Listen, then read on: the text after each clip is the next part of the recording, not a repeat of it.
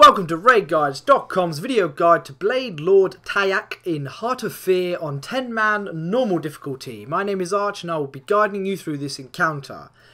This is a little bit tougher than the previous boss. He's got a couple of abilities which need to keep you on your toes.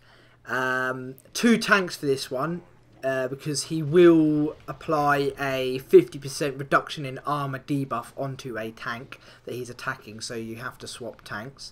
Another attack is Temper Slash, where he'll summon one of those little whirling tornadoes that will go towards a player, knock them back, deal damage, and then it will stay spinning on the same little 4 or 5 yard radius, as you can see, spinning round and round and round, and stay there pretty much till the end of the fight. Now that right there was Unseen Strike. We'll show you again in a few seconds, which does an Akuma. Now that is the main thing that you need to watch out for. Those little tornadoes don't really hit hard. They're a little bit annoying. It's mainly just to mean you'll eventually run out of space. But it's the Unseen Strike which is the game breaker on this. Intensify is coming up now. This is on a 60-second timer. Every 60 seconds he will gain 5% increased damage. And I think 5% increased attack speed as well. So this stacks throughout the fight, which is kind of like a soft enrage, because this carries through to the second phase of the fight. See, look, it only hits you for a small amount. 100,000, I suppose, not a small amount, but still, yeah, it's not game breaking.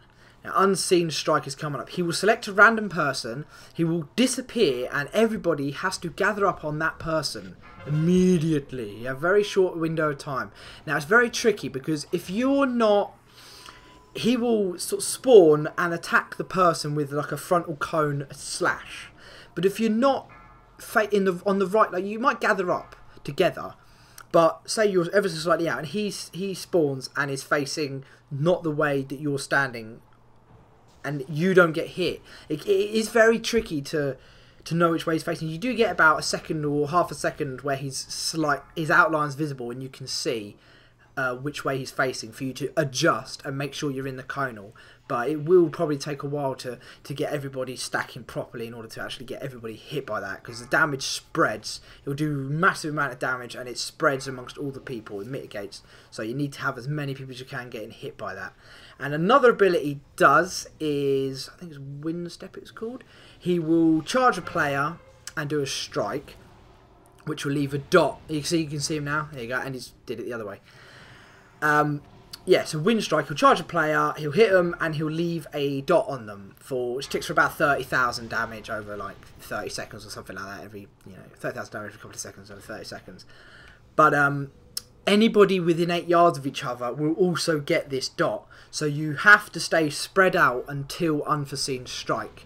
Because, I mean, it isn't like a wipe if 2 people get it, but it's really not ideal. You need to save a lot of your mana for phase 2, for healers anyway, because it's quite healing intensive, the last phase, because it's just constant AoE damage.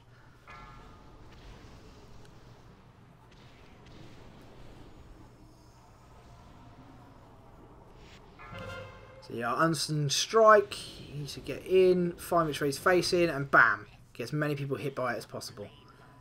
I don't think many people were hit by that, to be honest with you, because A, it killed our priest, and B, it hit some of us really hard. So that's what's really tricky about this fight, is that one mechanic can just completely destroy your entire raid.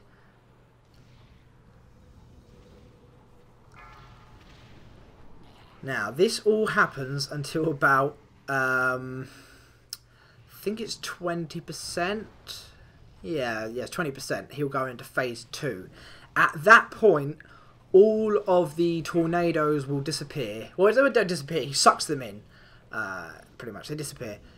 And he will run off to either side of the corridor. I think it might be the same every time. He did it for us pretty much every time. See, only 2 people got hit there, which, because we were all gathered, but because he was facing a funny direction, only 2 people were that far enough that way that they got hit. So it's like, well, that's bollocks, because we were stood on top of each other. But it's alright, it's only a tank. You don't need a tank for phase 2, which we're hoping to push through quickly.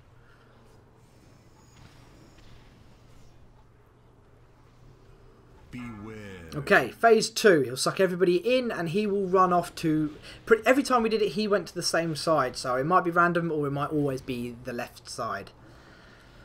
Now, you will start to take AoE damage. So everybody has to be topped at 20% because you can't heal at this point. You're going to lose about half your health before you can even start healing again. So you need to make sure you're topped. And he will summon these little tornadoes. You can see by a nice little red circle where not to stand. You have to make your way back up to the other end and start DPSing him down. At this point, you will continually be taking AoE damage, which is why it's so healing intensive. It ticks for 20,000 every second on every player, and you're trying to run and heal and, you know, everything. So you get to the other end, start nuking him down. The very last bit is probably the most tricky bit, because they spawn, like, literally, if you're in the middle of it as it spawns, you're probably going to get taken back a bit. And then he will, at 10%, he will bugger off to the other side of the corridor, and you've got to do it all over again and bring him down to 0.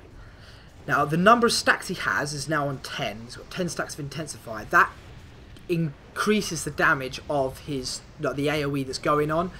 So the quicker you get him to phase 2, the less damage you're going to take in phase 2. And as you can see, you don't actually need a tank in this bit. He just stands there spinning around in a circle like an idiot.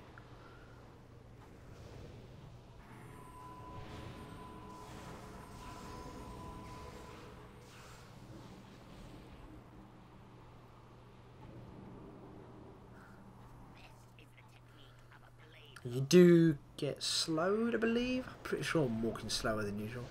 Never mind.